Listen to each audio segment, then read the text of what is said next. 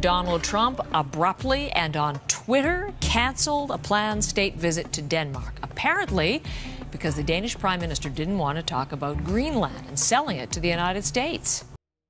What if I told you that a tiny icy island in the Arctic just flipped the entire geopolitical chessboard? That's right. Greenland, a place most of us know only for its freezing temperatures and towering glaciers, has suddenly become the hottest, most fiercely contested piece of real estate on the planet. But here's the real kicker.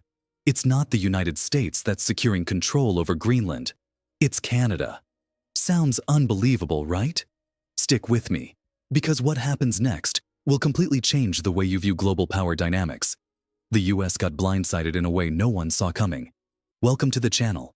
If you're new here, don't forget to hit that like button and subscribe so you never miss out on the most jaw-dropping, mind-bending facts about our world. Trust me, you won't want to miss what's coming up. Let's dive straight into today's shocking story. Number 1. The US throws a tantrum. It all started back in 2019, when former President Donald Trump made a bold and unexpected suggestion. He casually floated the idea of buying Greenland, a move that many dismissed as just another one of his outlandish, headline-grabbing stunts. At the time, the Danish Prime Minister laughed it off, almost mocking the idea as absurd. It seemed like nothing more than an offhand comment. Until now. Fast forward to 2025. Trump is back in office, and guess what? He's dead serious. The US isn't just asking for Greenland. They want it. And this time, Trump isn't stopping at a casual suggestion. He's doubling down, pulling out all the stops to make the island part of the US territory. And here's where things get truly wild. Greenland's leaders. They're not just rejecting this. They're furious. For over 800 years, Greenland has been a part of Denmark, and the very idea of being sold or traded like a piece of real estate was seen as an insult. To Greenlanders, the notion was not only deeply disrespectful, it was unthinkable. But Trump wasn't about to back down. The pressure on Denmark ramped up quickly, and suddenly, the United States wasn't just suggesting deals, they were making threats.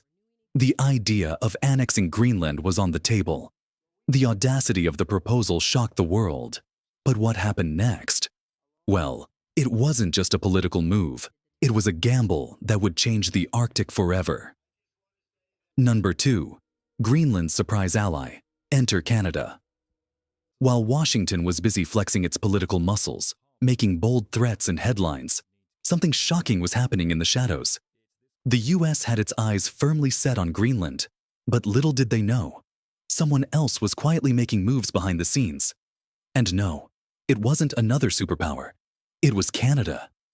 Instead of resorting to military posturing or launching angry tweets like their southern neighbor, Canada decided to play it smarter. While Trump and his team were busy trying to bully Greenland into submission, Canada took a completely different route. Collaboration. Not confrontation. By 2025, Canada had managed to secure an impressive $3 billion worth of mining and resource deals with Greenland, without firing a single shot or sending a tweet. But here's the kicker. Canada wasn't doing this in secret. It had the full support of Greenland's own government. They weren't just buying resources. They were building real, lasting partnerships. What happened next? A blindside.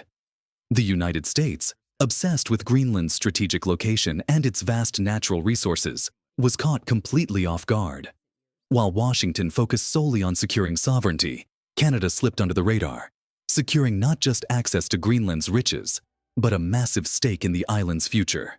And just like that, the US found itself left out of the game, completely bypassed by its neighbor to the north. And number 3, Greenland's strategic riches, a hidden goldmine. So, what's really at stake here? It's not just about land, it's about Greenland's invaluable resources. Beneath its thick, icy exterior lies one of the world's richest untapped treasure troves of critical minerals. We're talking about a staggering 38 billion tons of rare earth elements, metals that are absolutely essential for everything from advanced military tech to cutting-edge consumer gadgets. Imagine this. The very metals needed to power fighter jets, smartphones, and even the electric cars driving the future of clean energy. These are not just any minerals. They're the building blocks of the industries that define modern life. And here's the kicker. While Trump's team had been laser-focused on securing Greenland for national security, with dreams of military advantage and global dominance, there was a possibility they had already missed the boat. Why? Because Canada, with its quiet but brilliant strategy, had already secured access to these invaluable resources. Greenland's most valuable deposits, those very metals, were now locked into long-term partnerships with Europe and Canada. In other words, the US wasn't just losing military access, it was losing control over one of the wealthiest and most strategically important regions left on Earth. The Arctic, once considered a US stronghold, was now slipping through Washington's fingers, its future tied up in the hands of those who knew the value of collaboration, not just conquest. Number 4. The EU's role. European allies make a bold move. But wait, it gets even more interesting. It wasn't just Canada that recognized the immense value of Greenland's untapped riches. Europe, too, saw a massive opportunity. And not just in terms of resources, but in protecting its own economic interests. And here's where things take a dramatic turn. France, a country with no territorial claim to the Arctic, decided to make a statement. In one of the most bold and symbolic moves, France deployed a nuclear-powered submarine to patrol the waters of Greenland, right between Greenland and Canada. Why? To send a clear message. France wasn't about to stand by and let Washington dominate the Arctic without any competition. In Europe's eyes, Greenland's future was too important to be handed to a single superpower. As the stakes grew higher, the cooperation between Canada and Europe flourished. By mid-2025, Canadian companies had cemented their presence deep within Greenland's resource-rich terrain, building lasting partnerships with Greenland's government. Meanwhile, the United States, they were left scrambling, playing catch-up, watching as Europe and Canada strengthened their hold over Greenland's future. But here's the catch. While Washington had been fixated on asserting control, Greenlanders weren't interested in a new flag or new rulers. What they wanted was investment, real, sustainable investment. They wanted the economic opportunities that would come with these new partnerships, and it was Canada, not the US, that was listening and delivering. The truth became clear. Greenland didn't need the US to secure its future. With Canada and Europe backing their ambitions, Greenland was shaping its own destiny, and in doing so, leaving Washington on the outside looking in. Number 5. US left behind. How America got sidelined. So, what happened to the United States? Well, things didn't go as planned. While Trump's administration pushed relentlessly to buy Greenland and secure the island's strategic advantages, it quickly became clear that this wasn't just about land. It was about trust and alliances. America's aggressive attempts to claim Greenland weren't just met with resistance from Greenland itself. Allies that had once stood by the US were now reconsidering their positions. Countries like Norway and Denmark, crucial NATO partners, took a firm stand against any attempts to change Greenland's sovereignty. And they didn't hold back. The backlash was immediate and intense. The message from Europe and the Arctic nations was loud and clear. Greenland wasn't up for grabs. It belonged to the Greenlanders and Denmark, and any push to take it by force, even through diplomatic pressure, would be viewed as an outright attack on the very unity of NATO. This wasn't just about a territorial dispute. It was about undermining trust in the alliances that the US had spent decades building. What did this mean for Washington?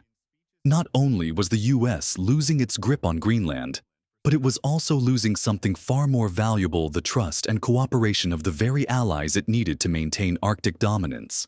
As Trump's team continued to double down on their demands, the rest of the world slowly started to slip away from US influence.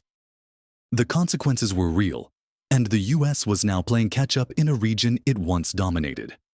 Instead of strengthening its strategic position, Washington found itself alienating key allies and isolating itself at a time when cooperation was more important than ever. Number 6. The ripple effects. A game changer for U.S. business and defense. And the fallout? It wasn't just political. It was economic, far-reaching, and immediate. American defense contractors were the first to feel the bite of Greenland's lost resources. Companies like Lockheed Martin, which rely heavily on critical materials like molybdenum for building fighter jets and military-grade steel, found themselves scrambling for alternatives. The mineral, essential for creating high-strength alloys, was in short supply, and Greenland's vast deposits were now inaccessible to the U.S. As Canada solidified its hold over Greenland's mineral wealth, the U.S. suddenly found itself at a severe disadvantage. No longer could they rely on easy access to these crucial resources.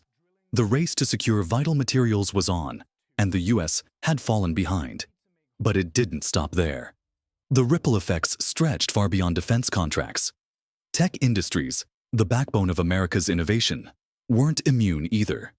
As Greenland's rare earth minerals, those key materials that power everything from smartphones to electric vehicles, began flowing straight to Europe, U.S. manufacturers started facing tightening supplies and skyrocketing costs. Think about it. As China and Europe secured access to these critical materials, the U.S. was left scrambling, pushing their industries to the brink of scarcity. U.S. electronics firms, battery manufacturers, and high-tech companies suddenly realized that Greenland's precious metals were no longer at their fingertips. The future of tech production and green energy was slipping out of their grasp. And all the while, the Arctic, which had long been considered an American stronghold, was slowly but surely slipping into foreign hands. What had once seemed like a guaranteed strategic advantage was now turning into a strategic liability.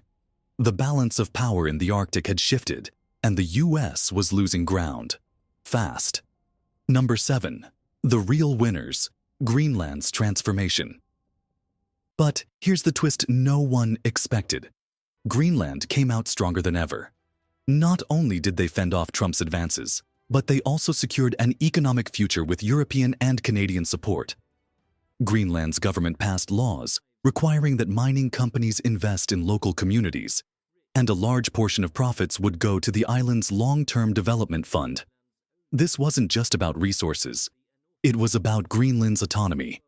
By turning down U.S. control, Greenland chose the path of true independence, laying the foundation for a prosperous future without sacrificing its sovereignty. Conclusion: the Arctic game has changed forever. So, what's the real lesson here? It's clear that the U.S. learned the hard way. Sometimes, it's not the loudest, most powerful player that wins. It's the one who builds the right partnerships.